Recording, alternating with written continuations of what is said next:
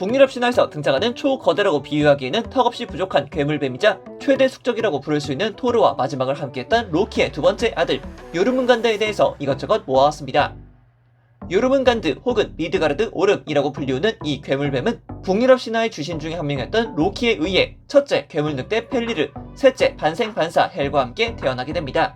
그러나 정말 기구하게도 주신 오딘의 끝없는 지식력과 앞으로의 미래가 궁금해 문명의 여신들로부터 신탁 하나를 받게 되는데, 이 신탁에서 로키의 자식들이 라그나로크 때 크나큰 적이 되어 나타날 것이다 라는 신탁을 받게 됩니다.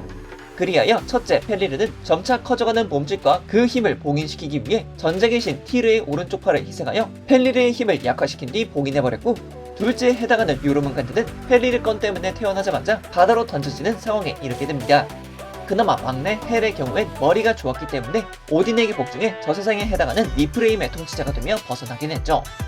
이렇게 로키의 자식들은 운명의 여신들에 의한 신탁에 의해 신들에 의한 핍박과 부당한 대우를 받아야 했기 때문에 이에 증오심과 복수심을 불태우기 시작했고, 이는 모든 것이 끝나는데 라그나로크에서 혁혁한 전과를 이끌어내는 계기가 됩니다. 요르문간드는 태어났을 때부터 바다로 던져지긴 하나 위에서도 설명했듯 신들에 대한 증오심 하나로 몸을 점차 불려나가기 시작했으며, 로키의 아들이라는 것이 거짓이 아니라는 것을 증명하듯 세계수 이그드라실의 한 줄기를 맡고 있는 인간들의 집 미드가르드의 외곽부를 휘감는 것도 모자라 머리로 꼬리를 물 수 있을 정도로 거대해지는 모습을 보여주었습니다. 그 말인 즉슨 세계수 이그드라실의 한 줄기를 맡고 있는 미드가르드를 지탱하는 힘이 되었다는 말이며, 차후 라그나노크 때 자신이 물고 있던 꼬리를 놓게 되면서 형제들이 싸우고 있는 지역에 당도하게 되고, 이때 요르문간드에 의해 지탱되고 있던 미드가르드는 헤일이 발생해 지상을 뒤덮고 남은 9개의 세계를 화멸로 이끌 것이라고 전해지고 있습니다.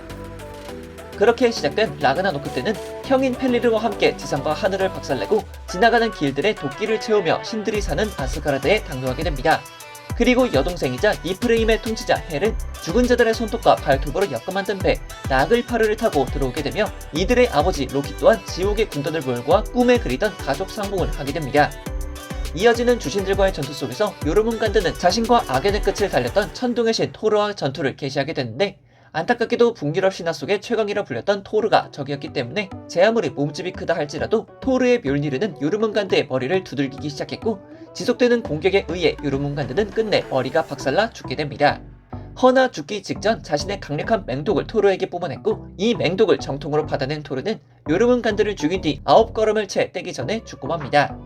그 누구보다 용맹하고 강한 신이었던 토르조차 이 맹독을 버티지 못하고 죽었다는 건 그만큼 요르문간드의 힘은 라그나로크 때의 주역에 걸맞는 것을 반증하는 것이라고 볼 수 있겠습니다.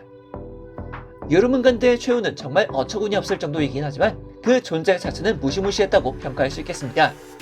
신들을 향한 증오심 하나로 몸집을 불려 미드가르드를 지탱하기도 했고, 싸움에 있어서도 절대 뒤지지 않는 토르와 동귀어진 할 정도이니 정말 대단한 괴물뱀이 아닐 수 없습니다.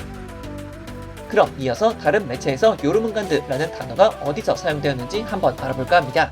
만화책을 원작으로 하고 있는 요르문간드는 밀리터리 계통의 스토리를 중심으로 하고 있는 작품이었습니다. 콘솔게임 갓오브워 시리즈에서 등장했던 요르문간드는 주인공이었던 크레토스를 도와주는 역할로 등장하기도 했었죠. PC 그리고 플레이스테이션 4로 즐길 수 있었던 파이널 판타지 14에서는 미드가르드 오름이라는 이름으로 등장했으며, 여기서는 동양의 뱀의 형태라기보단 서양의 용의 형태를 하고 있다는 게 특징적이었죠. 나름 북유럽 신화 속 네임드임에도 불구하고 대중 매체에서는 많이 등장하지 못했다라는 느낌을 지울 수가 없습니다만, 아마 제가 찾아내지 못한 요소도 분명히 있을 겁니다. 여러분들이 알고 계시는 요르문간드의 요소가 있다면 언제든지 댓글로 달아주세요.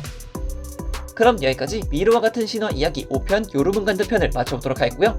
다음 이야기는 안타까운 탄생은 물론 그 생애까지 안타까웠던 존재 미노타우루스에 관한 이야기로 찾아뵙도록 하겠습니다. 이번 영상이 재밌었다면 구독과 좋아요 그리고 알람 설정까지 눌러주시길 바라면서 남은 시간은 간단한 퀴즈와 함께 마쳐보도록 하겠습니다. 그럼 다음 영상에서 봐요. 안녕!